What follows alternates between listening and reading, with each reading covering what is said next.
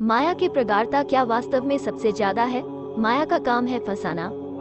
माया का अर्थ केवल धन से नहीं होता, बल्कि जिस चीज में हमारा मन अटकता है वही हमारे लिए माया है। जैसे किसी का मन धन में अटकता है, किसी का भोग में, किसी का रूप में, किसी का शब्द में, किसी का स्वाद में, किसी का दुष्ट कर्मों में, किसी का अपने में और किसी का अपने वालों में, आदि आदि अनेक स्थानों या किसी एक स्थान पर भी यदि मन अटक जाता है वही उसके लिए माया है।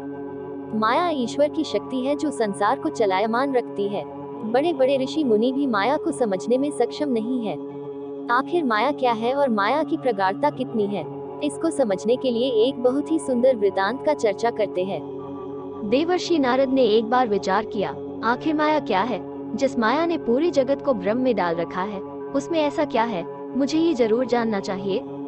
ऐसा सोचकर वे भगवान विष्णु के पास गए और बोले, भगवान, मेरी तीव्र जिज्ञासा है कि मैं माया के विषय में जानूं। इस ब्रह्मांड में आप ही ऐसे देव हैं जो मुझे ये बता सकते हैं कि वास्तव में माया क्या होती है, और लोग जब माया के जाल में फंसते हैं तो वे कैसा अनुभव करते हैं।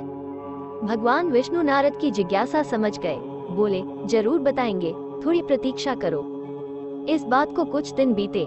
एक दिन नारद और विष्णु यात्रा के लिए निकले। मार्ग में उन्होंने नारद से कहा, थोड़ा जल लेकर आओ। नारद जल लाने चले गए। मार्ग में एक वृक्ष की छाया देखकर उन्होंने सोचा, क्यों न थोड़ा विश्राम कर लूं। वे वहीं बैठ गए और उन्हें नींद आ गई। नींद में नारद ने एक सपना देखा। वे एक घर का द्वार खटखटाते हैं, तभी दरवाजा खुलता है और एक सुंदर युवती बाहर आती है। नारद उससे बातें करते हैं, वे उससे विवाह करना चाहते हैं। ये बात जब वे उस युवती से कहते हैं तो वह भी सहमत हो जाती है। विवाह सकुशल संपन्न होता है।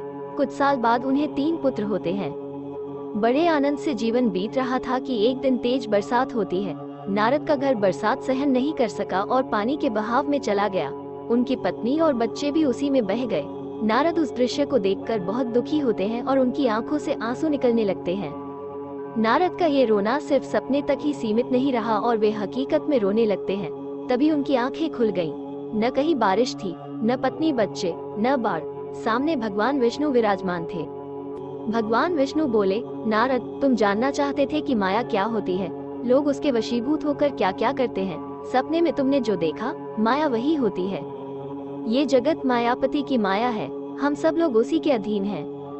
काम, क्रोध, लोभ, मोह और अहंकार इस माया के अस्त्र हैं जो हर इंसान को कभी न कभी अलग अलग तरीकों से घायल करते रहते हैं। इसलिए कोई कितना भी कहे कि मैं तो माया के पार चला गया हूँ, तो ये बात अत्यंत दुष्कर है।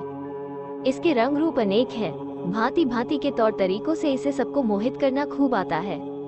माया के मोहपाश से बचने का केवल एक ही उपाय है, वो केवल भक्ति मार्ग। भक्ति मार्ग पर जब भक्त अपने इष्ट देव से मोक्ष की कामना करता है तो इष्ट देव अवश्य इस विनती को स्वीकार करते हैं। भले ही कितने जन्म लेकर कर्मों को भोगना पड़े, मगर ईश्वर भक्त की विनती कभी नहीं भूलते। जब भक्त सभी कर्मों का निर्वाह करके केवल मुक्ति मोक्ष की कामना करता है तो भगवान मायापश से मुक्त कर देते हैं और प्राणी संसार के आवागमन से मुक्त होकर भगवान में विलीन हो जाता है। आज की वीडियो में बस इतना ही। आप सभी का धन्यवाद।